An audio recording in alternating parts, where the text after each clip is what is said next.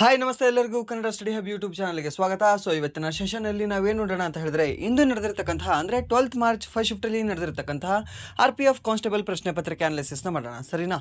So ಬನ್ನಿ ವಿಡಿಯೋನ start ಮಾಡೋಣ. ವಿಡಿಯೋ ಸ್ಟಾರ್ಟ್ ಮಾಡೋಕ್ಕಿಂತ ಮುಂಚೆ ವಿಡಿಯೋ ಕೊನೆವರೆಗೂ ನೋಡಿ ಅಂತ ಹೇಳ್ತಾ, ಹಾಗೆ ವಿಡಿಯೋ ಕೊನೆವರೆಗೂ ನೋಡಿದ ನಂತರ ವಿಡಿಯೋ ಇಷ್ಟ ಆದರೆ ಲೈಕ್ ಮಾಡಿ, ಸಬ್ಸ್ಕ್ರೈಬ್ ಮಾಡಿ. ಇಫ್ ಇವನ್ ನಿಮಗೆ ವಿಡಿಯೋ ಇಷ್ಟ ಆಗಲಿಲ್ಲ ಅಂದರೆ ಸೊ ಆಬ್ವಿಯಸ್ಲಿ ಡಿಸ್ಲೈಕ್ ಮಾಡಿ ಅಂತ ಹೇಳ್ತಾ, ಮೊದಲ ಪ್ರಶ್ನೆ ಏನಿದೆ ಅಂದರೆ, ಭಾರತದಲ್ಲಿ ಪ್ರಸ್ತುತ ರಿವರ್ಸ್ ರೆಪೋ ದರ ಎಷ್ಟು ಇದೆ ಅಂತ ಕೇಳಿದ್ದಾನೆ.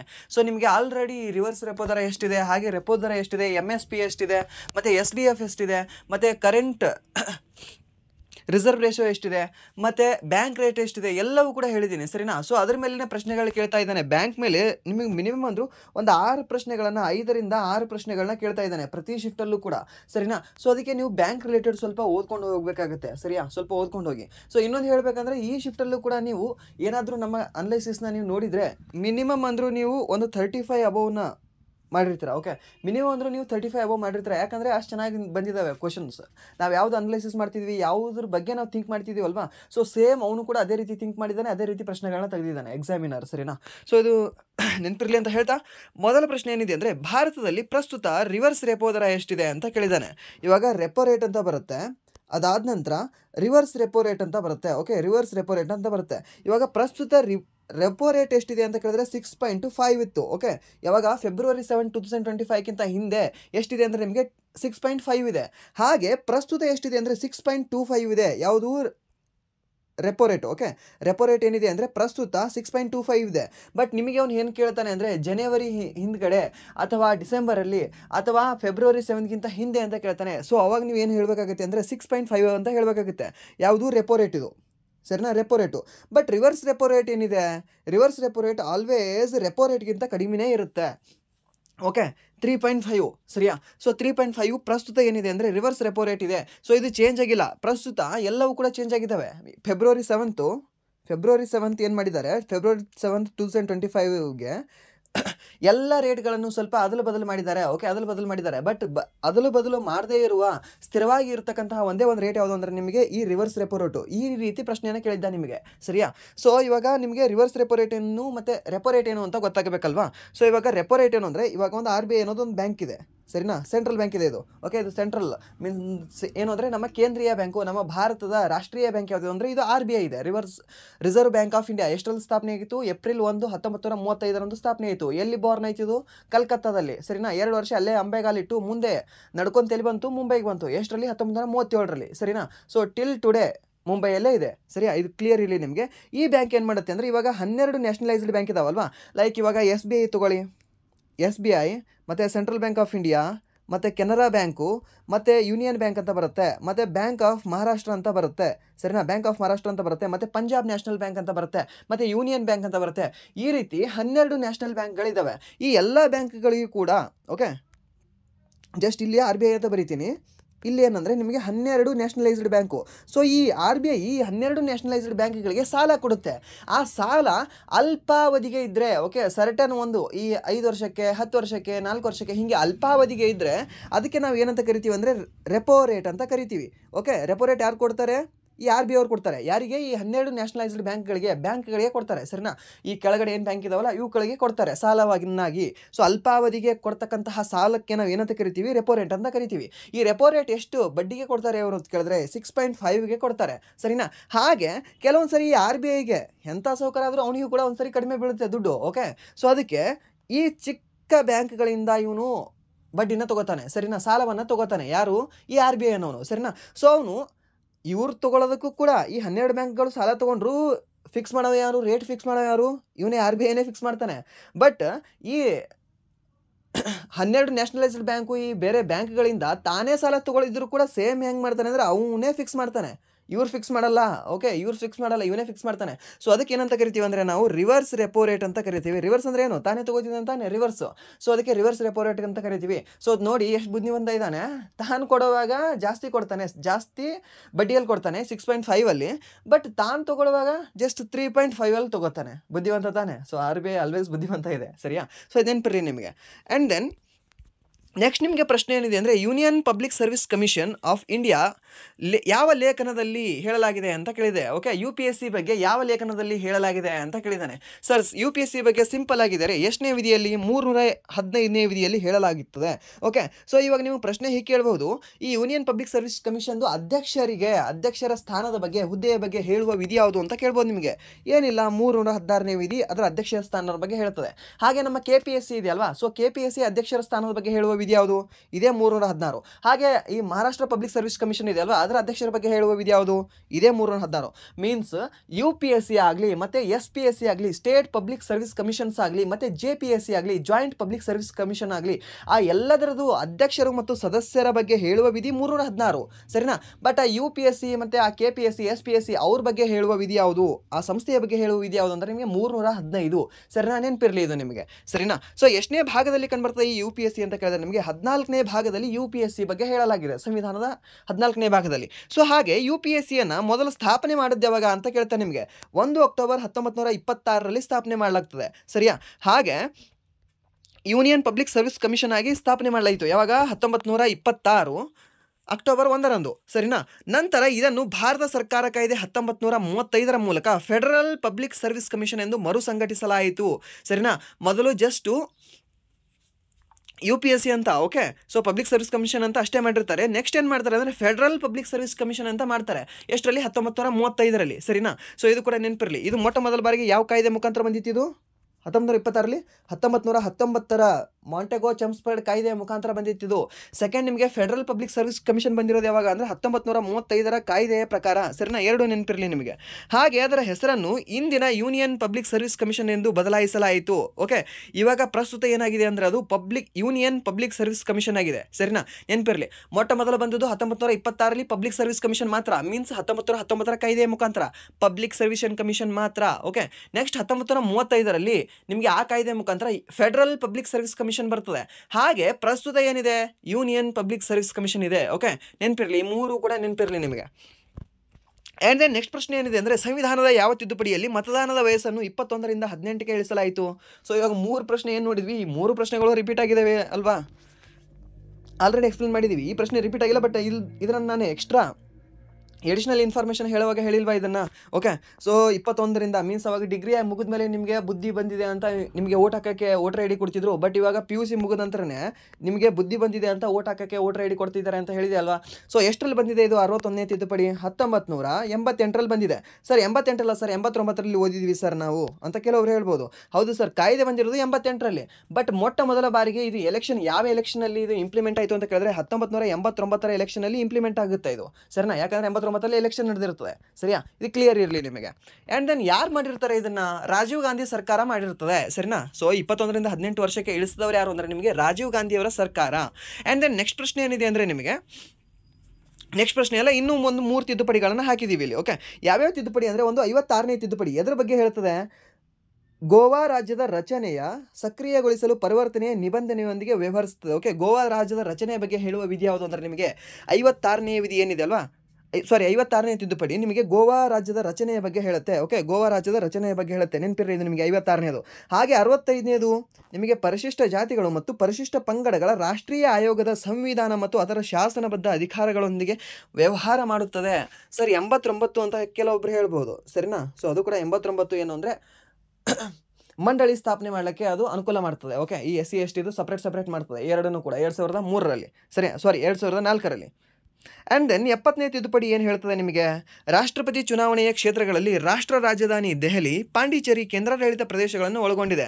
ಸೊ ಈ ರಾಷ್ಟ್ರಪತಿಯ ಚುನಾವಣೆಯಲ್ಲಿ ಯಾರ್ಯಾರು ಭಾಗವಹಿಸಬಹುದಾಗಿತ್ತು ಅಂದರೆ ಸಂಸತ್ತು. ಓಕೆ, ಸಂಸತ್ತಿನಲ್ಲಿರುವ ಎಲ್ಲ ಚುನಾಯಿತ ಪ್ರತಿನಿಧಿಗಳು, ಮೀನ್ಸ್ ರಾಜ್ಯಸಭೆಯಲ್ಲಿರುವ ಚುನಾಯಿತ ಪ್ರತಿನಿಧಿಗಳು, ಹಾಗೆ ಲೋಕಸಭೆಯಲ್ಲಿರುವ ಚುನಾಯಿತ ಪ್ರತಿನಿಧಿಗಳು, ಹಾಗೆ ಎಲ್ಲ ರಾಜ್ಯದ ವಿಧಾನಸಭೆಯ ಚುನಾಯಿತ ಸದಸ್ಯರು ಓಟ್ ಹಾಕ್ಬೋದಾಗಿತ್ತು. ಯಾರಿಗೆ? ರಾಷ್ಟ್ರಪತಿಗಳಿಗೆ. ಸೊ ಈ 70ನೇ ತಿದ್ದುಪಡಿ ಮಾಡಿ ಏನು ಮಾಡ್ತಾರೆ ಅಂದರೆ ಈ ದೆಹಲಿ ಮತ್ತು ಪಾಂಡಿಚೇರಿ ಕೇಂದ್ರಾಡಳಿತ ಪ್ರದೇಶ ಏನಿದಾವಲ್ವಾ, ಸೊ ಅವರು ಕೂಡ ಓಟ್ ಹಾಕಂಗೆ ಮಾಡ್ತಾರೆ. ಯಾಕೆ ಅಲ್ಲಿ ಕೂಡ ವಿಧಾನಸಭೆ ಇದೆ ಅಲ್ವಾ, ಸೊ ಅದಕ್ಕೆ ಅವರು ಕೂಡ ಓಟ್ ಹಾಕಲಿ, ಯಾಕಂದರೆ ಅವ್ರದ್ದು ಕೂಡ MLAಗಳಿದ್ದಾರೆ, ಅವ್ರದ್ದು ಕೂಡ ಸ್ವಲ್ಪ ಹೆಚ್ಚಿಗೆ ಓಟ್ ಆಗ್ತವೆ ಅಂತ ಸ್ವಲ್ಪ ಬುದ್ಧಿ ಉಪಯೋಗಿಸಿ ಏನು ಮಾಡ್ತಾರೆ ಅಂದರೆ 70ನೇ ತಿದ್ದುಪಡಿ ತರ್ತಾರೆ. ಸರಿನಾ, ಇದು ಕೂಡ ನಿಮಗೆ ನೆನಪಿರಲಿ. ಆ್ಯಂಡ್ ದೆನ್ ನೆಕ್ಸ್ಟ್ ಪ್ರಶ್ನೆ ಏನಿದೆ ಅಂದರೆ, ಸರ್ ನೀವು ಹೇಳ್ಬೋದು, ಇವಾಗ ಕೆಲವೊಬ್ರು ಹೇಳ್ಬೋದು, ಸರ್ ಇಲ್ಲಿ ಕೇಂದ್ರಾಡಳಿತ ಪ್ರದೇಶ ಇದು ಅಲ್ಲ ಸರ್, ಎರಡೇ ಅಲ್ಲ, ದೆಹಲಿ ಮತ್ತು ಪಾಂಡಿಚೇರಿ ಮಾತ್ರ ಅಲ್ಲ, ಜಮ್ಮು ಕಾಶ್ಮೀರ ಕೂಡ ಹೌದು ಸರ್. ಜಮ್ಮು ಕಾಶ್ಮೀರದ ಯಾಕೆ ನೀವು ಇಲ್ಲಿ ಮೆನ್ಷನ್ ಮಾಡಿಲ್ಲ ಸರ್ 70ನೇ ತಿದ್ದುಪಡಿಯಲ್ಲಿ? ಸರ್ ಈ ಏನು 70ನೇ ತಿದ್ದುಪಡಿ ಆಗಿದೆ ಅಲ್ವಾ, ಆ 70ನೇ ತಿದ್ದುಪಡಿ ಆದಾಗ ನಿಮಗೆ ಏನು ಅಂದರೆ ಈ ಜಮ್ಮು ಕಾಶ್ಮೀರ ಅನ್ನೋದು ಕೇಂದ್ರಾಡಳಿತ ಪ್ರದೇಶನೇ ಇರಲಿಲ್ಲ ಸರ್. ಓಕೆ, ಅದೊಂದು ರಾಜ್ಯವಾಗಿತ್ತು. ಓಕೆ, ಒಂದು ಸಪ್ರೇಟ್ ರಾಜ್ಯ ಆಗಿತ್ತು. ನಿಮಗೆ ಈ ಕೇಂದ್ರಾಡಳಿತ ಪ್ರದೇಶ ಬಂದದ್ದು 2019ರಲ್ಲಿ ಕೇಂದ್ರಾಡಳಿತ ಪ್ರದೇಶ ಆಗಿದೆ. ಯಾವುದು? ನಿಮ್ಮ ಜಮ್ಮು ಕಾಶ್ಮೀರ. ಸರಿನಾ, ಸೊ ಅದಕ್ಕೆ ಅವಾಗ ಅದು ಕೇಂದ್ರಾಡಳಿತ ಪ್ರದೇಶ ಆಗಿರಲಿಲ್ಲ. ಅದಕ್ಕೆ 70ನೇ ತಿದ್ದುಪಡಿಯಲ್ಲಿ ನೀವು ಹೇಳಿದ್ರೆ ಜಸ್ಟ್ ದೆಹಲಿ ಮತ್ತು ಪಾಂಡಿಚೇರಿ ಮಾತ್ರ ಹೇಳಬೇಕಾಗುತ್ತೆ. ಸರಿನಾ, ಕ್ಲಿಯರ್ ಇರಲಿ ನಿಮಗೆ ಇದು. ಆ್ಯಂಡ್ ದೆನ್ ನೆಕ್ಸ್ಟ್ ಪ್ರಶ್ನೆ ಏನಿದೆ ಅಂದರೆ ನಿಮಗೆ ರಾಜ್ಯಸಭೆಯನ್ನು ಕೇಂದ್ರದಲ್ಲಿ ಏನೆಂದು ಕರೆಯುತ್ತಾರೆ ಮತ್ತು ರಾಜ್ಯದಲ್ಲಿ ಅದನ್ನು ಏನೆಂದು ಕರೆಯುತ್ತಾರೆ? ನಿಮಗೆ ಗೊತ್ತಿರಬಹುದು, ಮೇಲ್ಮನೆ ಮತ್ತು ಕೆಳಮನೆ ಅಂತ ಎರಡು ಸಾಧನಗಳು ಬರ್ತವೆ. ಓಕೆ, ಒಂದು ಯಾವುದು ಅಪ್ಪರ್ ಹೌಸು, ಇನ್ನೊಂದು ಲೋವರ್ ಹೌಸು, ಅಥವಾ ಮೇಲ್ಮನೆ ಅಥವಾ ಕೆಳಮನೆ. ಇವಾಗ ಸೆಂಟ್ರಲಲ್ಲಿ ಮೇಲ್ಮನೆ ಯಾವುದ್ರಿ? ಸೆಂಟ್ರಲಲ್ಲಿ ಮೇಲ್ಮನೆ ನಿಮಗೆ ಲೋಕಸಭೆ ಆಗುತ್ತೆ. ಓಕೆ, ಲೋಕಸಭೆ ಆಗುತ್ತೆ. ಹಾಗೆ ಮೇಲ್ಮನೆ ಲೋಕಸಭೆ ಅಲ್ಲ, ರಾಜ್ಯಸಭೆ ಆಗುತ್ತೆ. ಕ್ಷಮಿಸಿ. ಓಕೆ, ಸೆಂಟ್ರಲಲ್ಲಿ ನಿಮಗೆ ಮೇಲ್ಮನೆ ಯಾವುದಾಗುತ್ತೆ ಅಂದರೆ ರಾಜ್ಯಸಭೆ ಆಗುತ್ತೆ. ಹಾಗೆ ನಿಮಗೆ ನಮ್ಮ ರಾಜ್ಯದಲ್ಲಿ ಯಾವುದು ಮೇಲ್ಮನೆ ಆಗುತ್ತೆ ಅಂದರೆ ವಿಧಾನ ಪರಿಷತ್ ಆಗುತ್ತೆ. ಓಕೆ, ವಿಧಾನ ಪರಿಷತ್ ಏನಿದೆ ಅಲ್ವಾ, ಅದು ಮೇಲ್ಮನೆ ಆಗುತ್ತೆ ರಾಜ್ಯದಲ್ಲಿ. ಓಕೆ, ಹಾಗೆ ನಮ್ಮ ರಾಜ್ಯದಲ್ಲಿ ಕೆಳಮನೆ ಯಾವುದು? ರಾಜ್ಯದಲ್ಲಿ ಕೆಳಮನೆ ಯಾವುದು ಅಂದರೆ ನಿಮಗೆ ವಿಧಾನಸಭೆ ಆಗುತ್ತೆ. ಹಾಗೆ ಕೇಂದ್ರದಲ್ಲಿ ನಿಮಗೆ ಕೆಳಮನೆ ಯಾವುದು ಅಂದರೆ ನಿಮಗೆ ಲೋಕಸಭೆ ಆಗುತ್ತೆ. ಓಕೆ, ಲೋಕಸಭೆ ಆಗುತ್ತೆ. ಸೊ ಇದರ ಮೇಲೆ ಕ್ವಶನ್ ಕೇಳಿದ್ದ ನಿಮಗೆ, ರಾಜ್ಯದಲ್ಲಿ ಯಾವುದು ನಿಮಗೆ ಮೇಲ್ಮನೆ ಆಗಿದೆ ಅಂತ. ರಾಜ್ಯದಲ್ಲಿ ಮೇಲ್ಮನೆ ಆಗಿರೋದು ನಿಮಗೆ ವಿಧಾನ ಪರಿಷತ್ ಬರುತ್ತೆ. ಹಾಗೆ ಕೆಳಮನೆ ವಿಧಾನಸಭೆ ಬರುತ್ತೆ. ಸೆಂಟ್ರಲಲ್ಲಿ ಲೋಕಸಭೆ ಕೆಳಗೆ ಬರುತ್ತೆ, ರಾಜ್ಯಸಭೆ ಮೇಲೆ ಬರುತ್ತೆ. ಸರಿನಾ, ಸಿಂಪಲ್. ಆ್ಯಂಡ್ ನೆಕ್ಸ್ಟ್ ಪ್ರಶ್ನೆ ಏನಿದೆ ಅಂದರೆ ನಿಮಗೆ, ಓಕೆ, ಇದ್ರ ಬಗ್ಗೆ ನಾವು ಸ್ವಲ್ಪ ವಿಧಿನಲ್ಲಿ ಹೇಳಿದ್ದೀವಿ. ಓಕೆ, ಸೊ ಎಷ್ಟನೇದು ಅಂದರೆ ನಿಮಗೆ 169ನೇ ವಿಧಿಯು ರಾಜ್ಯಗಳಲ್ಲಿ ಲೆಜಿಸ್ಲೇಟಿವ್ ಕೌನ್ಸಿಲ್ ಅನ್ನು ರಚಿಸುವ ಅವಕಾಶವನ್ನು ಹೊಂದಿದೆ. ನಿಮಗೆ ಹೇಳಿದ್ದೆ ನಾನು ಆಲ್ರೆಡಿ. 169ನೇ ವಿಧಿ ಏನಿದೆ ಅಲ್ವಾ, ಇದನ್ನು ವಿಧಾನ ಪರಿಷತ್ತನ್ನು ರಚಿಸುವ ಹಾಗೆ ರದ್ದುಪಡಿಸುವ ಅಧಿಕಾರವನ್ನು ಹೊಂದಿದೆ. ಸರಿನಾ, ರಚಿಸುವ ಮತ್ತು ರದ್ದುಪಡಿಸುವ ಬಗ್ಗೆ ಹೇಳಿದ್ದು ವಿಧಿ ಯಾವುದು ಅಂದರೆ ನಿಮಗೆ 169ನೇ ವಿಧಿ. ಸರಿನಾ, ಸೊ ಇವಾಗ ಆಂಧ್ರ ಪ್ರದೇಶದವ್ರು ಹೇಳ್ತಾ ಇದ್ದಾರೆ, ಸರ್ ಆಂಧ್ರ ಪ್ರದೇಶದವ್ರು ಏನು ಹೇಳ್ತಾ ಇದ್ದಾರೆ ಅಂದರೆ ನಮಗೆ ವಿಧಾನ ಪರಿಷತ್ ಬೇಡ ಸರ್, ಇಲ್ಲಿಂದ ತೆಗೆದು ಹಾಕ್ಬಿಡಿ ಅಂತ ಹೇಳ್ತಾ ಇದ್ದಾರೆ. ಎಷ್ಟನೇ ವಿಧಿಯ ಪ್ರಕಾರ? ಇಲ್ಲ 169ನೇ ವಿಧಿಯ ಪ್ರಕಾರ. ಹಾಗೆ ವೆಸ್ಟ್ ಬೆಂಗಾಲ್ ಅವರು ಹೇಳ್ತಾ ಇದ್ದಾರೆ, ಸರ್ ನಮಗೆ ಇದು ವಿಧಾನ ಪರಿಷತ್ ಬೇಕಾಗಿದೆ, ನಮಗೆ ಕೊಡಿ ಸರ್ ಅಂತ ಹೇಳ್ತಾ ಇದ್ದಾರೆ. ಸರಿನಾ, ಎಷ್ಟನೇ ವಿಧಿಯ ಪ್ರಕಾರ? ಇದೆ 169ನೇ ವಿಧಿಯ ಪ್ರಕಾರ. ಯಾರಿಗೆ ಅವ್ರು ಹೇಳಿದ್ರು ಸರ್ ಅಂತ? ಸಂಸತ್ತಿಗೆ ಹೇಳ್ತಾರೆ. ಸರಿನಾ, ಬಟ್ ಇನ್ನೂ ಸಂಸತ್ತು ಕನ್ಸಿಡರೇ ಮಾಡಿಲ್ಲ ಇಬ್ಬರದು ಕೂಡ. ಅವ್ರೇನು ಮಲ್ಕೊಂಡಿದ್ದಾರೋ ಗೊತ್ತಿಲ್ಲ. ಸರಿನಾ, ಆಲ್ಮೋಸ್ಟ್ 1 ಇಯರ್ ಆಯಿತು ಇವರಿಬ್ಬರು ಹೇಳಿ. ನಮ್ಗೆ ಬೇಡ ಅಂತ ಇವ್ರು ಹೇಳಿದ್ರು, ನಮ್ಗೆ ಬೇಕು ಅಂತ ಅವ್ರು ಹೇಳಿದ್ರು. ಬಟ್ ಅವ್ರಂತೂ ಇನ್ನೂ ಇದ್ರೆ ಕೇರೆ ಮಾಡುತ್ತಿಲ್ಲ ಇವರಿಗೆ. ಸರಿಯಾ, ಸೊ ಹಾಗೆ 171ನೇ ವಿಧಿ ಏನು ಹೇಳ್ತದೆ? ರಾಜ್ಯದ ವಿಧಾನ ಪರಿಷತ್ತು ರಾಜ್ಯ ಅಸೆಂಬ್ಲಿಯ ಒಟ್ಟು ಸದಸ್ಯರ ಸಂಖ್ಯೆಯ 1/3 ಭಾಗಕ್ಕಿಂತ ಹೆಚ್ಚು ಮತ್ತು 40ಕ್ಕಿಂತ ಕಡಿಮೆ ಇಲ್ಲದ ಸದಸ್ಯರನ್ನು ಒಳಗೊಂಡಿರ್ತದೆ ಅಂತ ಹೇಳ್ತಾನೆ. ಸೊ ಈಗ 171ನೇ ವಿಧಿ ಏನು ಹೇಳ್ತದೆ ಗೊತ್ತಾ? ಇವಾಗ ವಿಧಾನಸಭೆ ಇದೆ ರೀ. ಈ ಇವಾಗ ವಿಧಾನಸಭೆಯಲ್ಲಿ 100 ಜನ ಇದ್ದರು ಅಂದರೆ ಈ ವಿಧಾನ ಪರಿಷತ್ನಲ್ಲಿ ಎಷ್ಟು ಜನ ಇರಬೇಕು ಅಂತ ಹೇಳ್ತದೆ ಅಂದರೆ 33 ಜನ, 33% ಮಾತ್ರ ಇರಬೇಕು ಅಂತ ಹೇಳ್ತದೆ. ಹಾಗಾಗಿ ಈ 33 ಇರೋಂಗಿಲ್ಲ. ಅಕಸ್ಮಾತಾಗಿ ಅಲ್ಲಿ ಟೋಟಲ್ ನಂಬರ್ 100 ಇದ್ದರೆ ಮಿನಿಮಮ್ ಅಂದರೂ 40 ಇರಬೇಕು ಅಂತ ಹೇಳ್ತದೆ. ಮಿನಿಮಮ್ 40 ಇರಬೇಕು.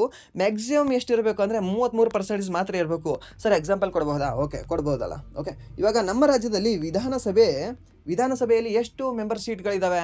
ಟೋಟಲಿ 224 ಇದ್ದಾವೆ. ಮೀನ್ಸ್ 224 ಜನ MLAಗಳಿದ್ದಾರಲ್ವಾ, ಸೊ 224. ಸೊ ಇದ್ರ ಬೈ 1/3 ಆದರೆ ಎಷ್ಟಾಗುತ್ತೆ? /3 ಮಾಡಬೇಕು. ಎಷ್ಟಾಗುತ್ತೆ? 74 ಪಾಯಿಂಟ್ ಸಮಥಿಂಗ್ ಬರುತ್ತೆ. ಸೊ 74ಗೆ ಎಲೆಕ್ಟ್ ಮಾಡಿ ಇನ್ನೊಬ್ಬನಿಗೆ ಒಂದು ಭಾಗದಲ್ಲಿ 3 ಭಾಗ ಮಾಡೋಕ್ಕಾಗಲ್ವಲ್ಲ.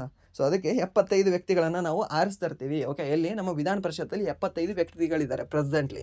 ಕೇಳ್ತಾರೆ ನಿಮಗೆ ಸ್ಟೇಟ್ ಗೌರ್ಮೆಂಟ್ ಎಕ್ಸಾಮ್ ಏನಾದರೂ ಬರೆದ್ರೆ. ಆ್ಯಂಡ್ ದೆನ್ ನೆಕ್ಸ್ಟ್ ಪ್ರಶ್ನೆ ಏನಿದೆ ಅಂದರೆ ನಿಮಗೆ ಲಕ್ಷದ್ವೀಪ ಯಾವ ಪ್ರದೇಶದಲ್ಲಿ ಕಂಡು ಬರುತ್ತದೆ ಅಂತ ಕೇಳಿದ್ದಾನೆ. ಲಕ್ಷದ್ವೀಪ ಎಲ್ಲಿದೆ ರೀ ನಿಮಗೆ? ಹೀಗೆ ಭಾರತ ಬಂದರೆ ಇಲ್ಲಿ ನಿಮಗೆ ಅಂಡಮಾನ್ ನಿಕೋಬಾರ್ ಕಂಡು ಬರುತ್ತೆ. ಹಾಗೆ ಇಲ್ಲಿ ನಿಮಗೆ ಚಿಕ್ಕದಾಗಿ ಇಲ್ಲೇನು ಕಂಡು ಬರುತ್ತೆ ಅಂದರೆ ನಿಮಗೆ ಲಕ್ಷದ್ವೀಪಗಳು ಕಂಡು ಬರ್ತವೆ. ಸರ್ ಲಕ್ಷ ಇದಾವೆ ಅವು ದ್ವೀಪಗಳು? ಇಲ್ಲ ಸರ್, ಅವು ಕಡಿಮೆ ಇದ್ದಾವೆ. ಸರಿನಾ, ಬಟ್ ಅವು ಏನು ನೋಡೋಕ್ಕೆ ಮೇಲೆ ಆಕಾಶದಿಂದ ನೋಡೋಕ್ಕೆ ಮೀನ್ಸ್ ಹೆಲಿಕಾಪ್ಟರು ನೀವು ವಿಮಾನದಲ್ಲಿ ಹೋದರೆ ಲಕ್ಷ ದ್ವೀಪಗಳ ಥರ ಲಕ್ಷ ಥರ ಕಾಣಿಸ್ತವೆ. ಸೊ ಅದಕ್ಕೆ ಅವುಗಳನ್ನು ಲಕ್ಷದ್ವೀಪ ಅಂತ ಕರೆದಿದ್ದಾರೆ. ಸಿಂಪಲ್. ಓಕೆ, ಸೊ ಇವು ಲಕ್ಷದ್ವೀಪಗಳು ಎಲ್ಲಿದ್ದಾವೆ ಅಂದರೆ ನಿಮಗೆ ಅರಬ್ಬಿ ಸಮುದ್ರದಲ್ಲಿ ಕಂಡುಬರ್ತವೆ. ಹಾಗೆ ಈ ಅಂಡಮಾನ್ ನಿಕೋಬಾರ್ ಎಲ್ಲಿ ಕಂಡುಬರುತ್ತೆ ನಿಮಗೆ? ಬಂಗಾಳ ಕೊಲ್ಲಿಯಲ್ಲಿ ಕಂಡುಬರುತ್ತೆ. ಓಕೆ, ಬಂಗಾಳ ಕೊಲ್ಲಿ ಮತ್ತು ಅಂಡಮಾನ್ ಸಿ ಅಲ್ಲೇ ಕಂಡುಬರುತ್ತೆ ನಿಮಗೆ. ಅಂಡಮಾನ್ ಸಿ ಅಂತಲೇ ಮ್ಯಾಕ್ಸಿಮಮ್ ಹೇಳಿ, ಸರಿನಾ? ಸೊ ಎರಡೂ ಕೊಟ್ಟಿರಲಿಲ್ಲ ಅಂದರೆ ಹಿಂದೂ ಮಹಾಸಾಗರ ಕೊಟ್ಟಿರ್ತಾನೆ, ಸಿಂಪಲ್, ಅದನ್ನು ಹಾಕಿ ಬಂದುಬಿಡ್ಬೇಕು ಅಷ್ಟೇ, ಸಿಂಪಲ್ ಆಗಿ, ಸರಿನಾ?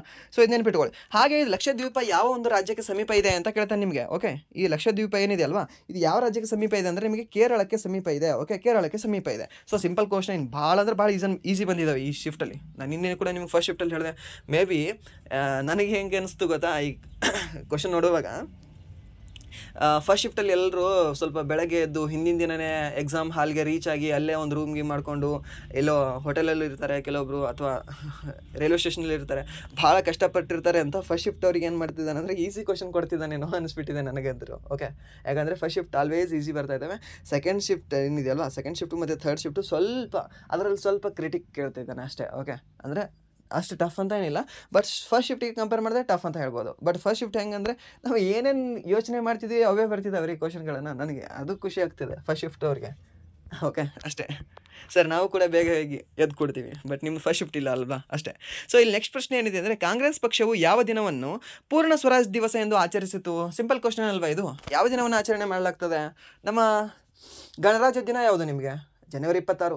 ಯಾಕೆ ಜನವರಿ 26ರಂದೇ ಗಣರಾಜ್ಯ ದಿನವನ್ನು ಆಚರಣೆ ಮಾಡ್ತೀವಿ? ಯಾಕೆ ಅದೇ ದಿನವನ್ನು ನಾವು ಸಂವಿಧಾನವನ್ನು ಅಂಗೀಕಾರ ಮಾಡ್ಕೋತೀವಿ, ಸಂವಿಧಾನವನ್ನು ಜಾರಿಗೆ ತರ್ತೀವಿ ಹೇಳ್ಬೋದಾ? ಯಾಕಂದರೆ ಅದರಿಂದ ಒಂದು ಸ್ಟೋರಿ ಇದೆ. ಯಾಕೆಂದರೆ 1929 ಡಿಸೆಂಬರ್ 1929 ಡಿಸೆಂಬರ್ 19ರಂದು ಏನು ಮಾಡ್ತಾರೆ ಅಂದರೆ, ಇಂಡಿಯನ್ ನ್ಯಾಷನಲ್ ಕಾಂಗ್ರೆಸ್ ಏನಿದೆ ಅಲ್ವಾ, ಅಲ್ಲಿ ಒಂದು ಅಧಿವೇಶನ ಆಗ್ತದೆ. ಆ ಅಧಿವೇಶನದಲ್ಲಿ ಒಂದು ಮೀಟಿಂಗ್ ತೊಗೋತಾರೆ. ಆ ಮೀಟಿಂಗಲ್ಲಿ ಏನು ಮಾಡ್ತಾರೆ ಅಂದರೆ ಒಂದು ನಿರ್ಣಯ ತೊಗೋತಾರೆ. ಓಕೆ, ಆ ನಿರ್ಣಯ ಏನು ಅಂದರೆ, ನಾವು 26 ಜನವರಿಗೆ ನಾವು ಸ್ವತಂತ್ರವನ್ನು ಘೋಷಣೆ ಮಾಡ್ಕೊಂಡ್ಬಿಡೋಣ, ಸ್ವರಾಜ್ಯ ಘೋಷಣೆ ಮಾಡ್ಕೊಂಡ್ಬಿಡೋಣ ಅಂತ ಮಾಡಿಬಿಡ್ತಾರೆ. ಸರಿನಾ? ಯಾವಾಗ? 19 ಡಿಸೆಂಬರ್ 1929ರಲ್ಲಿ. ಅದಕ್ಕೆ ಲಾಹೋರ್ ಅಧಿವೇಶನ ಅಂತ ಕರಿತೀವಿ ನಾವು ಅದಕ್ಕೆ, ಯಾಕಂದರೆ ಲಾಹೋರದಲ್ಲಿ ನಡೆದಿದೆ. ಸೊ ಅದು ಆದ ನಂತರ 1930 ಜನವರಿ 26ರಂದು ಏನು ಮಾಡ್ತಾರೆ ಅಂದರೆ, ಕಾಂಗ್ರೆಸ್ ಪಕ್ಷವು ಆ ದಿನವನ್ನು ಸ್ವಾತಂತ್ರ್ಯ ದಿನ ಅಥವಾ ಪೂರ್ಣ ಸ್ವರಾಜ್ಯ ದಿನ ಅಂತ ಆಚರಣೆ ಮಾಡ್ತದೆ. ಸೊ ಆ ನೆನಪಿನಗೋಸ್ಕರ ಈ ಜನವರಿ 26, 1950ರಂದು ನಾವು ಸಂವಿಧಾನವನ್ನು ಜಾರಿಗೆ ತಂದಿದ್ದೀವಿ, ಸರಿನಾ? ಸಿಂಪಲ್. ಸೊ ಯಾವ ದಿನ? ಸೊ ಜನವರಿ 26, 1930, ಸರಿಯಾ? ನೆನಪಿರಲಿ. ಈ ಕಾಂಗ್ರೆಸ್ ಅಧಿವೇಶನದ ಅಧ್ಯಕ್ಷ ಯಾರಿದ್ದಾರೆ ಅಂತ ಕೇಳ್ತಾರೆ ನಿಮಗೆ. ಈ ಲಾಹೋರ್ ಅಧಿವೇಶನದ ಅಧ್ಯಕ್ಷರು ಯಾರಿದ್ರು ಅಂತ ಕೇಳ್ತಾರೆ ನಿಮಗೆ. ಜವಾಹರ್ಲಾಲ್ ನೆಹರು ಅವರು ಲಾಹೋರ್ ಅಧಿವೇಶನದ ಅಧ್ಯಕ್ಷತೆಯನ್ನು ವಹಿಸ್ಕೊಂಡಿರ್ತಾರೆ, ಸರಿನಾ? ಜವಾಹರ್ಲಾಲ್ ನೆಹರು ಯಾರು? ಮೋತಿಲಾಲ್ ನೆಹರು ಅವರ ಮಗ, ಸರಿನಾ? ಹಾಗೆ ಇಂದಿರಾ ಗಾಂಧಿಯವರ ತಂದೆ, ಸರಿಯಾ? ಸಿಂಪಲ್. ಆ್ಯಂಡ್ ದೆನ್ ನೆಕ್ಸ್ಟ್ ಪ್ರಶ್ನೆ ಏನಿದೆ ಅಂದರೆ ನಿಮಗೆ, ಟ್ರಾನ್ಸಿಸ್ಟರ್ ಯಾವುದರಿಂದ ಮಾಡಲ್ಪಟ್ಟಿದೆ ಅಂತ ಕೇಳಿದ್ದಾರೆ. ಸೊ ಟ್ರಾನ್ಸಿಸ್ಟರ್ ಯಾವುದರಿಂದ ಮಾಡಲ್ಪಟ್ಟಿದೆ? ಇದು ನೀವು ನಾರ್ಮಲ್ 10th ಲೆವೆಲಲ್ಲಿ ನೀವು CBSEಯಲ್ಲಿ ಮತ್ತು NCERTಯಲ್ಲಿ ಇದು ಮೆನ್ಷನ್ ಮಾಡಿದ್ದಾನೆ.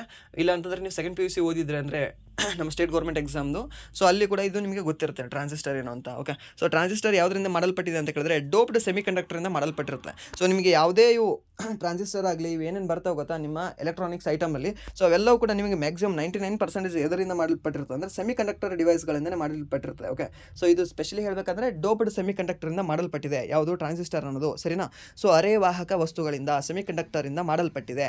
ಸೊ ಇದನ್ನು ತಯಾರಿಸಲು ಹೆಚ್ಚಾಗಿ ಸಿಲಿಕಾನ್ ಮತ್ತು ಜರ್ಮೇನಿಯಮ್ ಅನ್ನು ಬಳಸಲಾಗ್ತದೆ. ನಿಮಗೆ ಕೊಡಬಹುದು ಈ ಕೆಳಗಿನ 4ರಲ್ಲಿ ಯಾವುದು ಅರೆವಾಹಕವಾಗಿದೆ, ಯಾವುದು ಸೆಮಿಕಂಡಕ್ಟರ್ ಆಗಿದೆ ಅಂತ ಕೇಳಬಹುದು. ಸೊ ಅತಿ ಹೆಚ್ಚು ಸೆಮಿಕಂಡಕ್ಟರ್ ಯಾವುದು ನಿಮಗೆ ಕಂಡುಬರ್ತದೆ ಅಂದರೆ ಒಂದು ಸಿಲಿಕಾನ್, ಇನ್ನೊಂದು ಜರ್ಮೇನಿಯಂ. ಹಾಗೆ ಭೂಮಿಯಲ್ಲಿ ಕಂಡುಬರ್ತಕ್ಕಂತಹ, ಭೂಮಿಯ ಪದರದಲ್ಲಿ ಕಂಡುಬರ್ತಕ್ಕಂತಹ ನಿಮಗೆ ಅತ್ಯಂತ ಹೇರಳವಾದ ಲೋಹ ಯಾವುದು ಅಂತ ಕೇಳ್ತಾರೆ ನಿಮಗೆ. ಫಸ್ಟ್ ಕಂಡುಬರೋದು ನಿಮಗೆ ಲೋಹ ಅಲ್ಯೂಮಿನಿಯಂ ಕಂಡುಬರುತ್ತೆ. ಹಾಗೆ ಅಲ್ಯೂಮಿನಿಯಂ ಆದ ನಂತರ ನಿಮಗೆ ಭೂಮಿಯ ಮೇಲ್ಪದರದಲ್ಲಿ ಕಂಡುಬರ್ತಕ್ಕಂತಹ ಒಂದು ಸೆಮಿಕಂಡಕ್ಟರ್ ಯಾವುದು ಅಂದರೆ ಇದೇ ಸಿಲಿಕಾನ್ ಕಂಡುಬರುತ್ತೆ. ಓಕೆ, ಸಿಲಿಕಾನ್ ಕಂಡುಬರುತ್ತೆ. ಬಟ್ ಇಡೀ ಭೂಮಿಯಲ್ಲೇ ಕೇಳಿದ್ರೆ ನಿಮಗೆ ಏನಿಲ್ಲ, ಇಡೀ ಭೂಮಿಯಲ್ಲಿ ನಿಮಗೆ ಐರನ್ ಕಂಡುಬರುತ್ತೆ. ಅದು ಹೇಳ್ತಾ ಇಲ್ಲ, ನಾನು ಜಸ್ಟ್ ಹೇಳ್ತಾ ಇರೋದು ಭೂಮಿಯ ಮೇಲ್ಪದರದಲ್ಲಿ, ಸರಿಯಾ?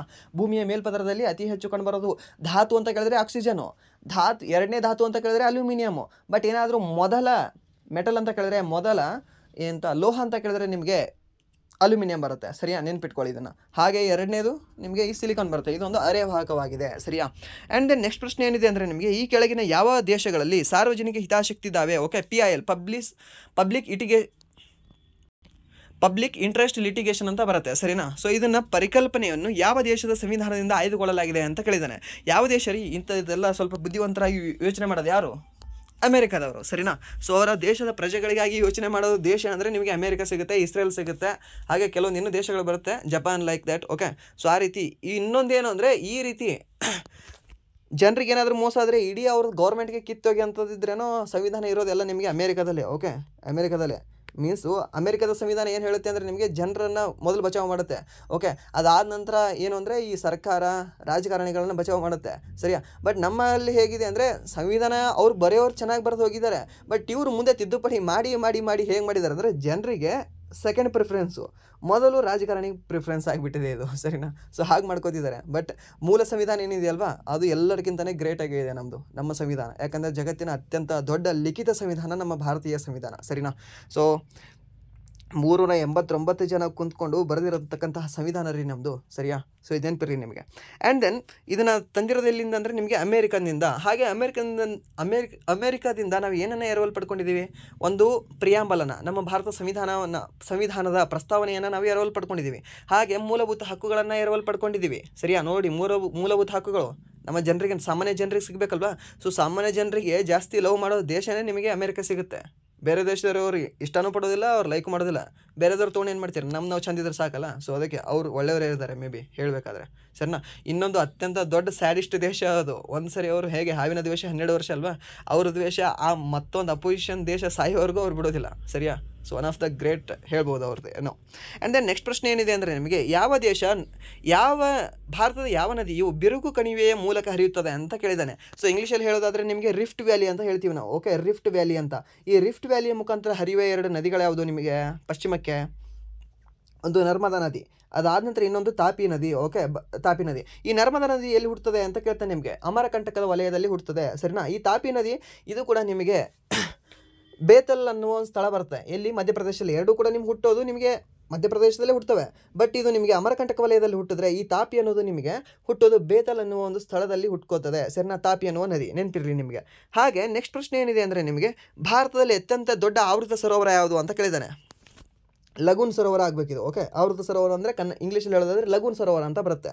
ಭಾರತ ಅತ್ಯಂತ ದೊಡ್ಡ ಲಗೂನ್ ಸರೋವರ ಯಾವುದು ನಿಮಗೆ? ಚಿಲ್ಕಾ ಸರೋವರ ಅಂತ ಬರುತ್ತೆ. ಈ ಚಿಲ್ಕಾ ಸರೋವರ ಏನಿದೆ ಅಲ್ವಾ, ಈ ಚಿಲ್ಕಾ ಸರೋವರ ಏಷ್ಯಾದ ಅತಿ ದೊಡ್ಡ ಉಪ್ಪು ನೀರಿನ ಆವೃತ ಸರೋವರವಾಗಿದೆ ಅಥವಾ ಲಗೂನ್ ಸರೋವರವಾಗಿದೆ.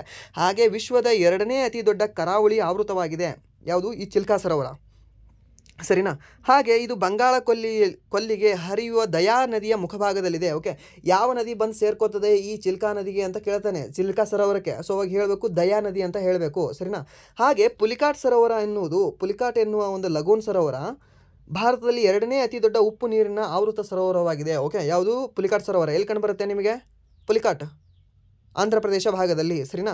ಹಾಗೆ ಇದು ಆಂಧ್ರ ಪ್ರದೇಶ ಮತ್ತು ತಮಿಳುನಾಡು ಗಡಿ ರಾಜ್ಯಗಳಲ್ಲಿ ಶ್ರೀಹರಿಕೋಟದ ಬ್ಯಾರಿಕೇಡ್ ದ್ವೀಪದಲ್ಲಿ ಕಂಡುಬರ್ತದೆ. ಯಾವುದು? ಇದು ಪುಲಿಕಾಟ್ ಸರೋವರ. ಸೊ ಮ್ಯಾಕ್ಸಿಮಮ್ ಹೇಳೋದಾದರೆ ನಾವು ಆಂಧ್ರ ಪ್ರದೇಶ ಅಂತ ಹೇಳ್ತೀವಿ. ಬಟ್ ರಾಜ್ಯಗಳು 2 ಕೊಟ್ಟರೆ ನಿಮಗೆ ಆಂಧ್ರ ಪ್ರದೇಶ ಮತ್ತು ತಮಿಳುನಾಡು ಅಂತ ಹೇಳಬೇಕಾಗುತ್ತೆ. ಯಾಕಂದರೆ ಅವು 2ರ ಗಡಿ ಭಾಗದಲ್ಲಿ ಇದು ಕಂಡುಬರುತ್ತೆ. ಯಾವುದು? ಪುಲಿಕಾಟ್ ಸರೋವರ. ಸರಿನಾ? ಹಾಗೆ ಕೊಲ್ಲೇರು ಸರೋವರ ಅಂತ ಕಂಡುಬರುತ್ತೆ.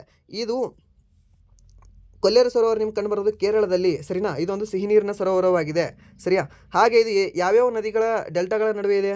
ಇದು ಕೃಷ್ಣ ಮತ್ತು ಗೋದಾವರಿ ನದಿಗಳ ಡೆಲ್ಟಾಗಳಲ್ಲಿ ಕಂಡುಬರುತ್ತೆ. ಸಾರಿ ಕೊಲ್ಲೇರು ಸರೋವರ ಎಲ್ಲಿ ಕಂಡುಬರುತ್ತೆ ಅಂದರೆ ನಿಮಗೆ ಆಂಧ್ರ ಪ್ರದೇಶದಲ್ಲಿ ಕಂಡುಬರುತ್ತೆ. ಓಕೆ, ಕೊಲ್ಲೇರು ಸರೋವರ ಆಂಧ್ರ ಪ್ರದೇಶದಲ್ಲಿ ಕಂಡುಬರುತ್ತೆ.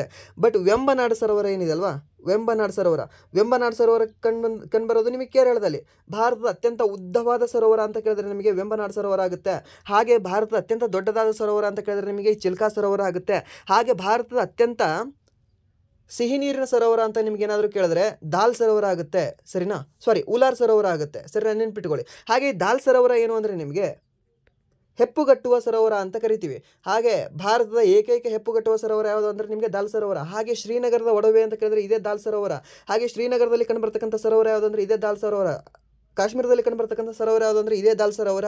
ಸರಿನಾ? ಹಾಗೆ ಏಕೈಕ ತೇಲುವ ನಗರವನ್ನು ಹೊಂದಿರತಕ್ಕಂಥ ಸರೋವರ ಯಾವುದು ಅಂದರೆ ಇದೇ ದಾಲ್ ಸರೋವರ. ಎಲ್ಲವೂ ನೆನಪಿಟ್ಕೊಳ್ಳಿ. ಈ ದಾಲ್ ಸರೋವರಕ್ಕೆ ನಾವು ಶ್ರೀನಗರದ ಒಡವೆ ಅಂತ ಕರಿತೀವಿ. ಸರಿನಾ?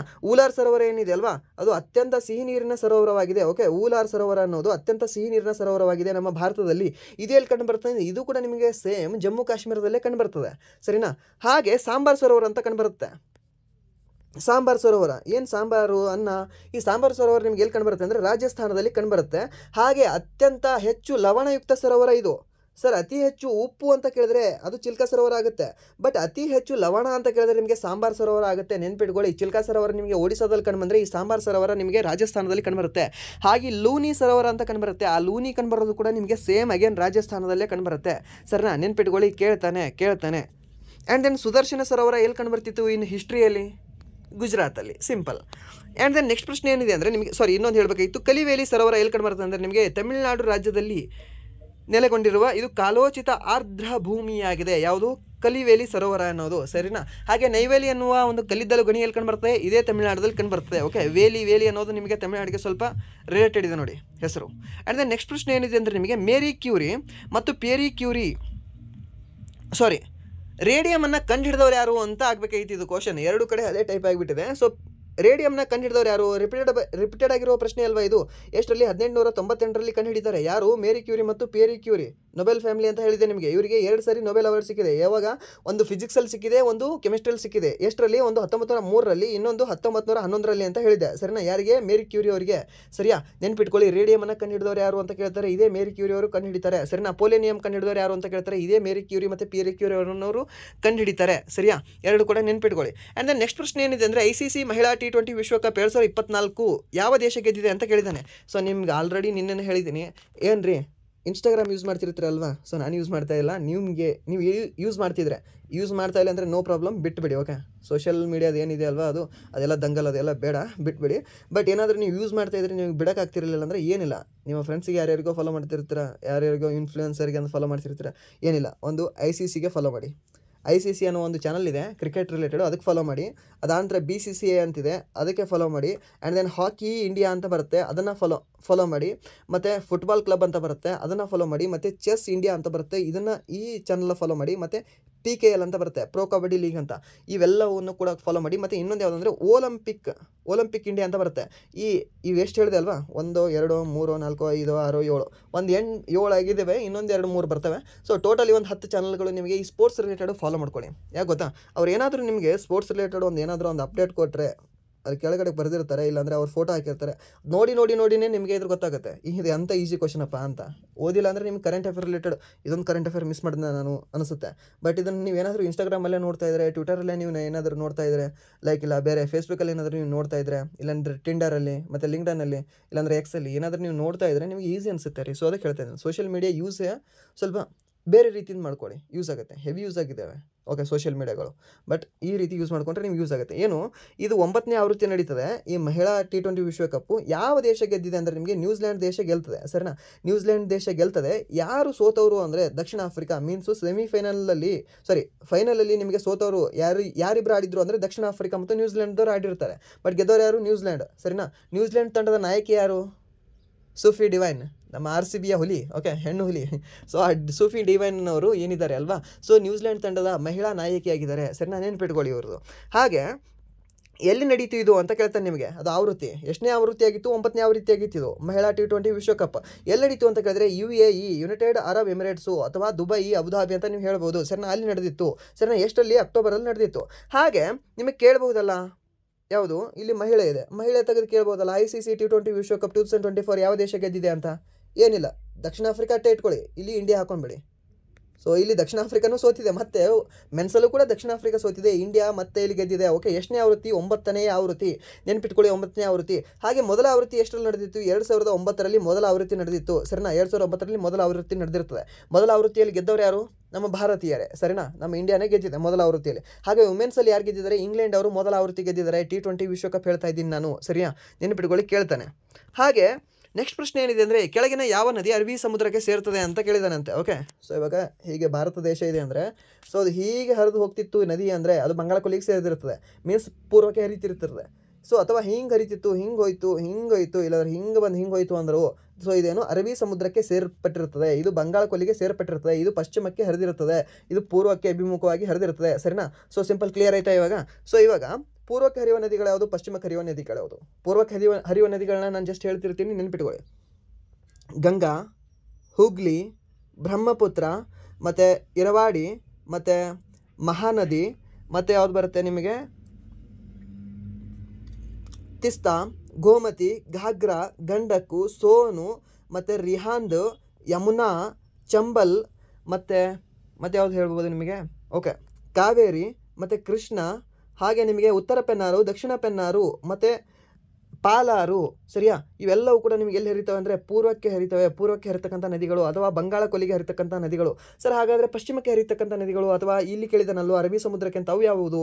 ಒಂದು ನರ್ಮದಾ ನದಿ, ಅತ್ಯಂತ ಉದ್ದವಾಗಿ ಹರಿಯುವ ನದಿ ಇದು ಪಶ್ಚಿಮಕ್ಕೆ. ಅದಾನಂತರ ಸೆಕೆಂಡ್ ಹರಿಯೋದು ನಿಮಗೆ ತಾಪಿ ನದಿ. ಅದಾನಂತರ ನಿಮಗೆ ಲೂನಿ ನದಿ ಅಂತ ಬರುತ್ತೆ, ಮಾಹಿ ನದಿ ಅಂತ ಬರುತ್ತೆ, ಸರಿನಾ? ಮಹೇಂದ್ರ ಸಿಂಗ್ ಧೋನಿ ಅಲ್ಲ, ಇದು ಮಾಹಿ ನದಿ, ಸರಿನಾ? ಇದು ನೆನ್ಪಿಟ್ಕೊಳ್ಳಿ ನೀವು. ಎಲ್ಲಿ? ಗುಜರಾತಲ್ಲಿ ಹರಿತಾ ಇದು ಮಾಹಿ ನದಿ, ಸರಿನಾ?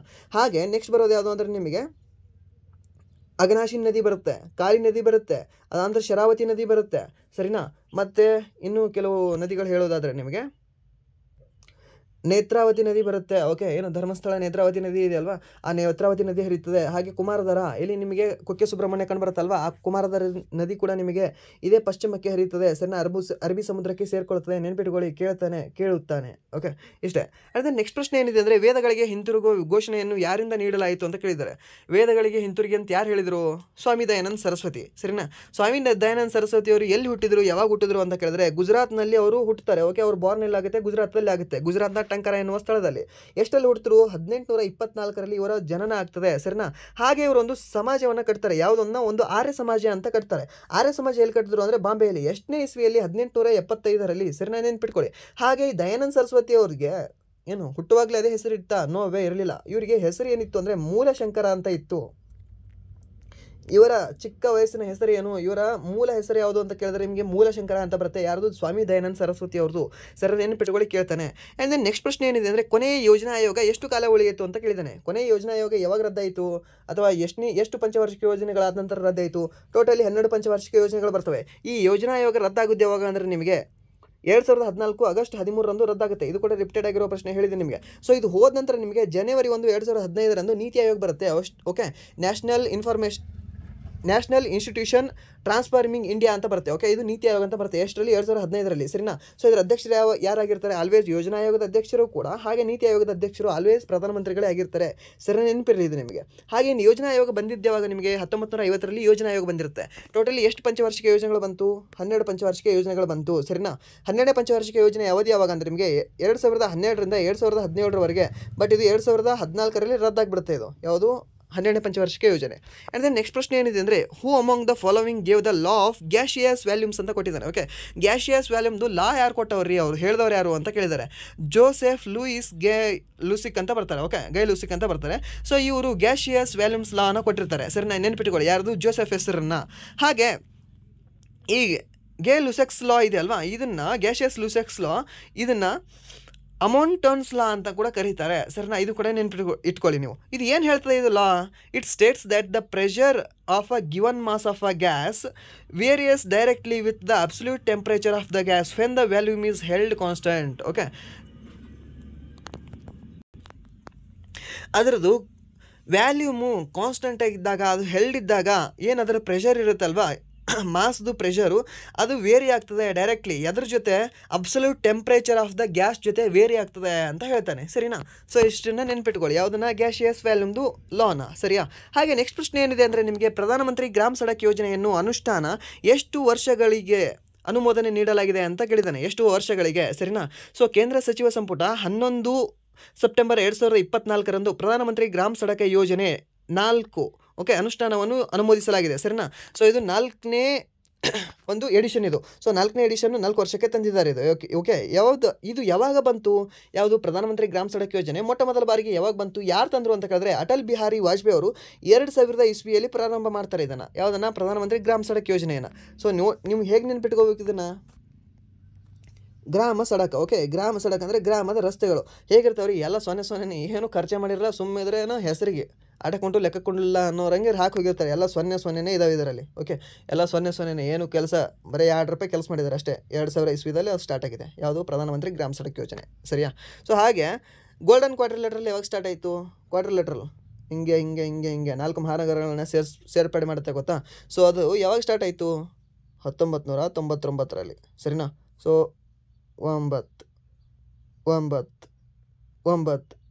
9 ಹೀಗೆ ನೆನಪಿಟ್ಟುಕೊಳ್ಳಿ. 99 ನೆನಪಿಳಿತದೆ. ಸೊ ಇದು ಬೇರೆ ರೀತಿ ನೆನಪಿಟ್ಕೊಂಡ್ರೆ ಇನ್ನೂ ಇಲ್ಲ, ಅಂದರೆ ರಟನ್ ಹೊಡೆದಿದ್ರೆ ಏನು ಪ್ರಾಬ್ಲಮ್ ಇಲ್ಲ. ಬಟ್ ನೆನಪು ಉಳಿಯಲ್ಲ, ರಟ ಹೊಡ್ಲಿಕ್ಕೆ ಆಗಲ್ಲ ಅನ್ನೋರಿಗೆ ಹೇಳ್ತಾ ಇದ್ದೀನಿ ಅಷ್ಟೇ. ಓಕೆ, ಅದೇ ನೆಕ್ಸ್ಟ್ ಪ್ರಶ್ನೆ ಏನಿದೆ ಅಂದರೆ 2024ರಲ್ಲಿ ಮಲಬಾರ್ ಯುದ್ಧದ ವ್ಯಾಯಾಮ ಯಾವ ದೇಶಗಳ ನಡುವೆ ನಡೆದಿದೆ ಅಂತ ಕೇಳಿದ್ದಾನೆ. ಸರಿನಾ? ಸೊ ಸಾರಿ, ಅದು ಕೆಳಗಡೆ ಬೇರೆ ಆಗಿಬಿಟ್ಟಿದೆ ನಿಮಗೆ. ಸೊ ಈ ಮಲಬಾರ್ ಯುದ್ಧ ವ್ಯಾಯಾಮ ಯಾವ ದೇಶಗಳ ನಡುವೆ ನಡೆದಿದೆ ಅಂತ ಏನಾದರೂ ನಿಮಗೆ ಕೇಳಿದ್ರೆ, ನಿನ್ನೇನೆ ಎಕ್ಸ್ಪ್ಲೇನ್ ಮಾಡಿದ್ದೀನಿ ಇದನ್ನು. ಮಲಬಾರ್ ಯುದ್ಧ ವ್ಯಾಯಾಮ ಯಾವ ದೇಶಗಳು ನಡೆಸ್ತವೆ ಅಂತ ಕೇಳಿದ್ರೆ ಕ್ವಾಡ್ ದೇಶಗಳು ನಡೆಸ್ತವೆ.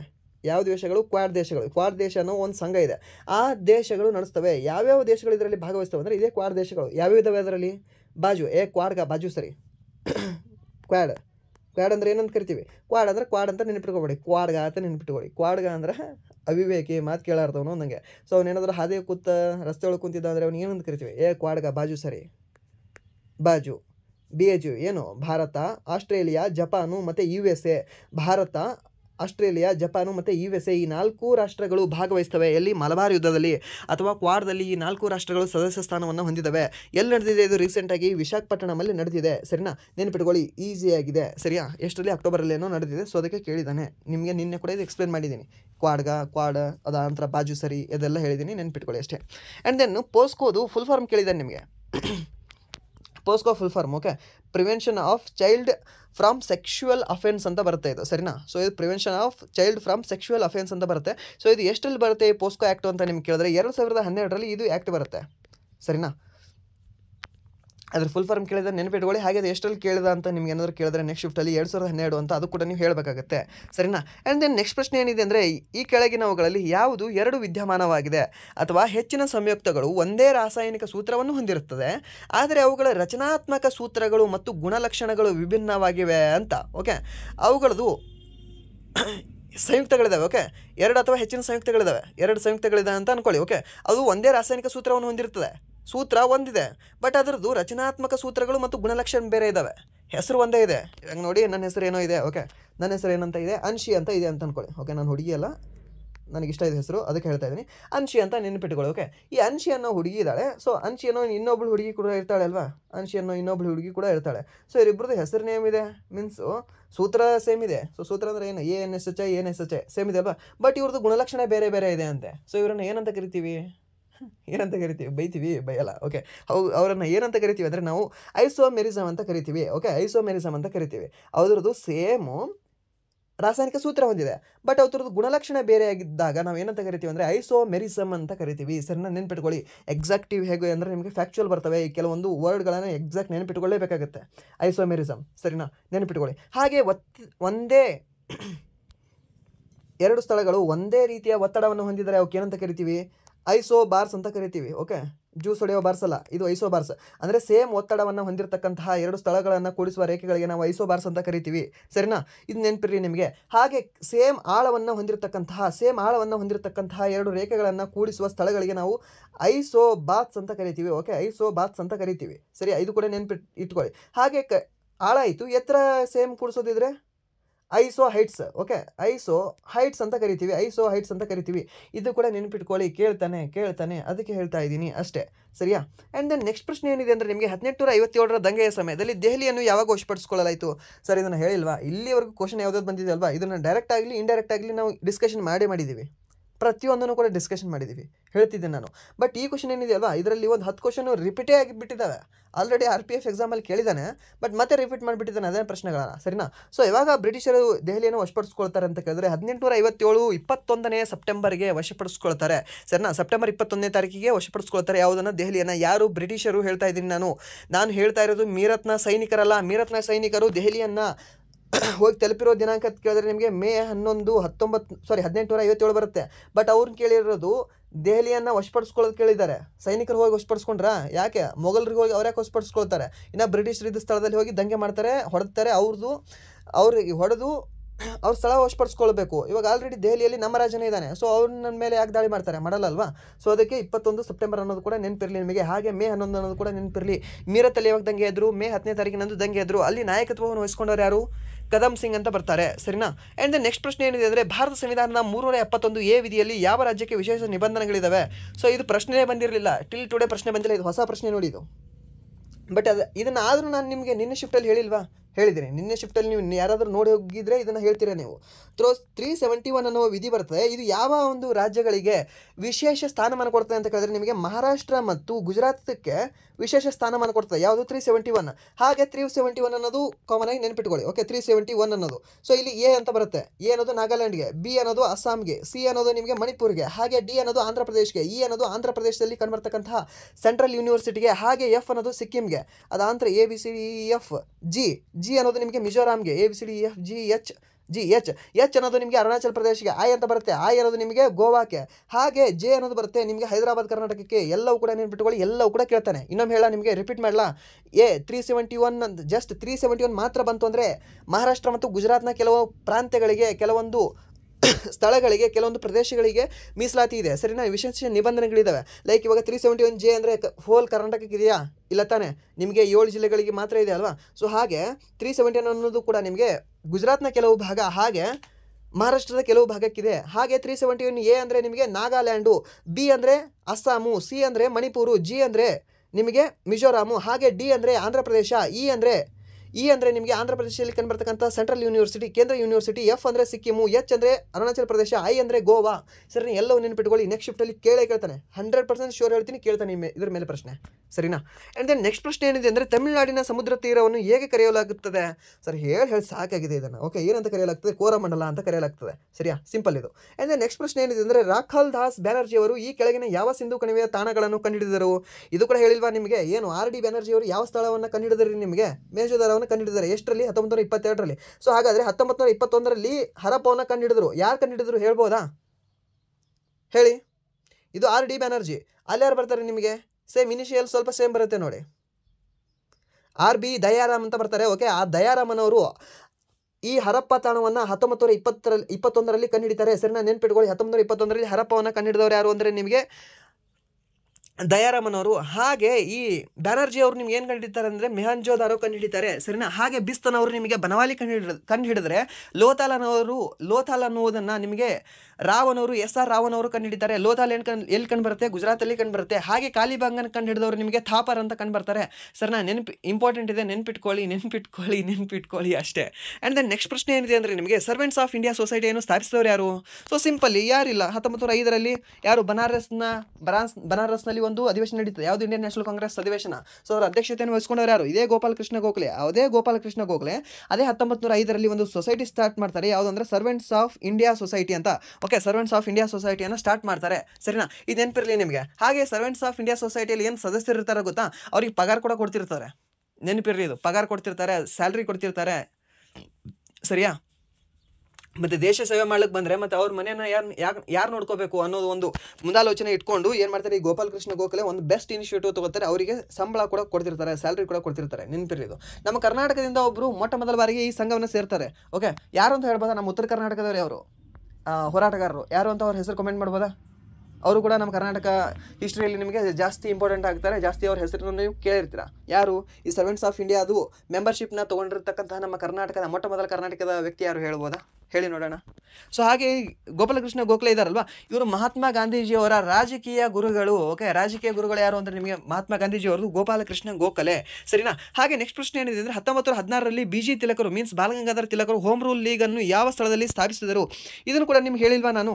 ಸೊ ಬಾಲಗಂಗಾಧರ ತಿಲಕ್ ಮೇಲೆ ಪ್ರಶ್ನೆಗಳನ್ನ ಕೇಳ್ತಾ ಇದ್ದೇನೆ ಅಂತ ಒಂದು ಹೇಳಿದ್ದೀನಿ. ಹಾಗೆ ಈ ಬಾಲಗಂಗಾಧರ ತಿಲಕ್ ಮೇಲೆ ಕೇಳಿರ್ತಕ್ಕಂಥ ಪ್ರಶ್ನೆ ಕೂಡ ಹೇಳಿದ್ದೀನಿ. ಇವರು ಹೋಮ್ ರೂಲ್ ಲೀಗ್ ಸ್ಟಾರ್ಟ್ ಮಾಡ್ತಾರೆ. ಎಷ್ಟರಲ್ಲಿ? 1916ರಲ್ಲಿ. ಎಲ್ಲಿ ಸ್ಟಾರ್ಟ್ ಮಾಡ್ತಾರೆ? ಪುಣೆಯಲ್ಲಿ ಸ್ಟಾರ್ಟ್ ಮಾಡ್ತಾರೆ. ಸರಿನಾ?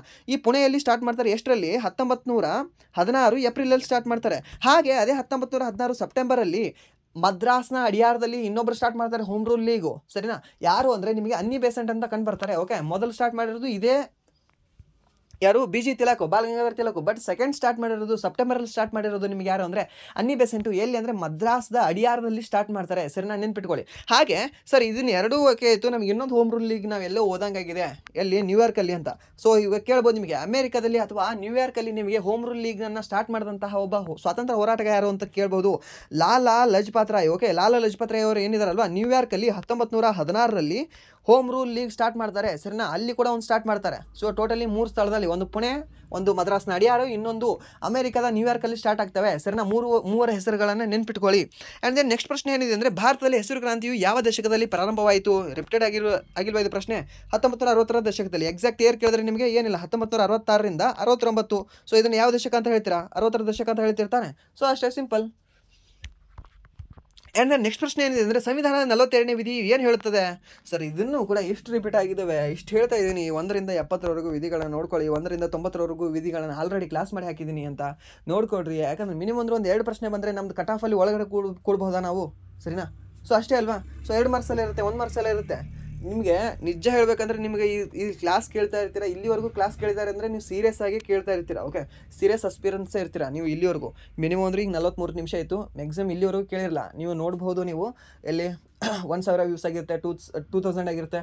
ಒಂದೊಂದು ವೀಡಿಯೋಗಳಂತೂ ನೋಡಿರ್ಬೋದು ನೀವು. ಫಸ್ಟ್ ಒಂದು 4-5 ಡೇಸ್ ಏನು 25,000 ಮತ್ತು 10,000 15,000 ಎಲ್ಲ ವ್ಯೂಸ್ ಇದ್ದಾವೆ. ಸೊ ಎಲ್ಲರೂ ಕೂಡ ನಿಮಗೆ ಫೈನಲ್ 1 ಅವರ್ ಎಂಡ್ವರೆಗೂ ನೋಡಿರಲ್ಲ, ಅದನ್ನು ನೆನಪಲ್ಲಿ ಇಟ್ಕೊಳ್ಳಿ. ಸೊ ಅಸ್ಪಿರೆಂಟ್ಸು ಸೊ ಅಲ್ಲಿವರೆಗೂ ನೋಡಿರೋದಿಲ್ಲ. ನಿಮಗೆ ಕಾಂಪಿಟೇಷನ್ ಏನು ಅಂದರೆ, ಅಲ್ಲಿವರೆಗೂ ಯಾರು ಎಂಡವರೆಗೂ ಇಲ್ಲಿವರೆಗೂ ನೋಡ್ತಾ ಇದ್ದಾರಲ್ವ, ಅವ್ರು ಮಾತ್ರ ನಿಮ್ಮ ಕಾಂಪಿಟೇಟರ್ಸ್ ಸರಿನಾ. ನೆನ್ಪಿಟ್ಕೊಳ್ಳಿ ಇದನ್ನು ಒಂದು ಮಾತ್ರ. ಸೊ ಈ 42ನೇ ವಿಧಿ ಇಲ್ಲಿವರೆಗೂ ನೋಡಿದ್ದೀರಾ ಅಂದರೆ ನೀವು ಸೀರಿಯಸ್ ಆಗಿದ್ದೀರಾ ಅಂತ ಹೇಳ್ತಿದ್ದೀನಿ. 1 ಮಾರ್ಕ್ಸ್ ಏನಿದೆ ಅಲ್ವಾ, ಬೆಲೆ ಭಾಳಿದೆ, ನನಗೆ ಗೊತ್ತಿದೆ. ಹಾಗೆ 1 ಮಾರ್ಕ್ಸಲ್ಲಿ ಭಾಳ ಜಾಬ್ ಅಂದರೆ ನನಗೆ ಮಿನಿಮಮ್ ಅಂದರೂ ನಾನು ಒಂದು 2-3 ಜಾಬ್ನ ಹೀಗೆ ಹೋಗಿದ್ದಾವೆ. 1, 2 ಅದಾದ ನಂತರ ಒಂದು 0.75 ಈ ರೀತಿ ನಾನು ಇನಿಷಿಯಲ್ ಡೇಸಲ್ಲಿ ನಾನು ಜಾಬ್ನ ಹೀಗೆ ಮಿಸ್ ಮಾಡ್ಕೊಂಡಿದ್ದೀನಿ. ಓಕೆ, ಆ 1 ಮಾರ್ಕ್ಸು ಆಲ್ವೇಸ್ ಯೂಸ್ಫುಲ್ ಆಗುತ್ತೆ. ಹಾಗೆ ನಿಮ್ಮ ಕ್ಯಾಟಗರಿ ಇದೆ ಗೊತ್ತಾ, ನಿಮಗೆ ಅನ್ನಿಸ್ಬೋದು ನನ್ನ ಕ್ಯಾಟಗರಿ ಏನಿಲ್ಲ, OBC ಇದೆ ನಾನು. ಓಕೆ, ಇವನ್ ನನಗೆ OBC ಇತ್ತಂದ್ರೂ ಕೂಡ ನಮ್ಮದು ಇಲ್ಲಿವರೆಗೂ ಸ್ಟಿಲ್ ಎಷ್ಟೋ ಜಾಬ್ ಆಗಿರೋವೇನೋ. ಬಟ್ OBC ಕೂಡ ನಿಮಗೆ ಮ್ಯಾಟ್ರ್ ಆಗುತ್ತೆ, SC ST ಕ್ಯಾಟಗರಿ ಕೂಡ ನಿಮಗೆ ಮ್ಯಾಟ್ರ್ ಆಗುತ್ತೆ. ಓಕೆ, ಅದರದ್ದು ಯೂಸ್ ತೊಗೊಳ್ಳಿ. ಓಕೆ, ಅದು ಯಾವುದೇ ನಿಮಗೆ ಇದ್ರೆ ಮೋಸ ಅಲ್ಲ, ಅದು ಯೂಸ್ ತೊಗೋಬೇಕು. ನಿಮಗೆ ಕೊಟ್ಟಿದ್ದಾರೆ ಅಂತಂದರೆ ಏನೋ ನಿಮಗೆ ಒಂದು ಅಪ್ಲಿಫ್ಟ್ ಮಾಡ್ತಿದ್ದಾರೆ, ನಿಮಗೆ ಕೆಳಗಡೆ ಇರೋದು ಯಾರೋ ಒಬ್ಬರು ಎತ್ತಿದ್ದಾರೆ ಅಂದರೆ ಅದ್ರ ಯೂಸ್ ತೊಗೊಳ್ಳಿ ಅವರು. ಓಕೆ, ಅದ್ರ ಯೂಸ್ ತೊಗೊಳ್ಳಿ. ಹಾಗೆ ನಿಮಗೆ ಅಪ್ಲಿಫ್ಟ್ ಮಾಡಿದವ್ರಿಗೆ ನಿಮ್ಮ ಒಂದು ಸಮಾಜಕ್ಕೆ ಮುಂದೆ ಹೆಲ್ಪ್ ಮಾಡಿ ಅಷ್ಟೇ. ಓಕೆ, ಅದೊಂದು ಫೈನಲ್ ನೀವು ಕೊಡೋದು ಅಷ್ಟೇ. ನೀವೇನು ಕೊಡೋಲ್ಲ, ಭಾಳ ಅದ್ರ ನಿಮ್ಮ ಮೆಮರೀಸ್ ಬಿಟ್ಟು ಹೋಗ್ತೀರಾ, ಆ ರೀತಿ ಒಳ್ಳೆಯ ಗುಣಗಳನ್ನು ಬಿಟ್ಟು ಹೋಗ್ತೀರಾ ಅಷ್ಟೇ. ಸರಿಯಾ? ಇದೇನಿರಲಿ ನಿಮಗೆ. ಸೊ 42ನೇ ವಿಧಿ ಏನು ಹೇಳ್ತದೆ? ಸೊ ಇಲ್ಲಿ ಸಿಂಪಲಾಗಿ ಕೊಟ್ಟಿದ್ದೀನಿ. ಏನು ಮಾತೃತ್ವದ ಪರಿಹಾರಕ್ಕಾಗಿ ಮತ್ತು ಮಾನವ ಕೆಲಸದ ಪರಿಸ್ಥಿತಿಗಳ ಬಗ್ಗೆ ಹೇಳ್ತದೆ. ಎಷ್ಟದು 42ನೇ ವಿಧಿ ಸರಿನಾ. ಹಾಗೆ 40ನೇದು ಪಂಚಾಯತಿಗಳ ಬಗ್ಗೆ. ಸರಿಯಾ? ನೋಡ್ಕೊಳ್ಳಿ, ಇದು DPSP ಬಗ್ಗೆ ನೋಡ್ಕೊಳ್ಳಿ. ಸಿಂಪಲ್ ಇಷ್ಟೇ. ಸೊ ಇದಾಗಿತ್ತು ಇಲ್ಲಿಯವರೆಗೆ RPF constable 12th March first shift exam analysis. So ಇಲ್ಲಿವರೆಗೂ ನೀವು ವಿಡಿಯೋ ನೋಡಿದ್ದಕ್ಕಾಗಿ ಫಸ್ಟ್ ಆಫ್ ಆಲ್ ಧನ್ಯವಾದಗಳು. ಹಾಗೆ ಇಲ್ಲಿವರೆಗೂ ವಿಡಿಯೋ ನೋಡಿ, ವಿಡಿಯೋ ಇಷ್ಟ ಆಗಿದ್ರೆ ಸೊ ಪ್ಲೀಸ್ ವಿಡಿಯೋನ ಲೈಕ್ ಮಾಡಿ, ಸಬ್ಸ್ಕ್ರೈಬ್ ಮಾಡಿ. ಇಫ್ ನಿಮಗೆ ವಿಡಿಯೋ ಇಲ್ಲಿವರೆಗೂ ನೋಡಿದ ನಂತರವೂ ಕೂಡ ಈ ವಿಡಿಯೋ ಇಷ್ಟ ಆಗಲಿಲ್ಲ ಅಂದರೆ ಸೊ ಆಬ್ವಿಯಸ್ಲಿ ಡಿಸ್ಲೈಕ್ ಮಾಡಿ ಅಂತ ಹೇಳ್ತಾ ವಿಡಿಯೋನ ಎಂಡ್ ಮಾಡ್ತಾ ಇದ್ದೀನಿ. Thank you so much.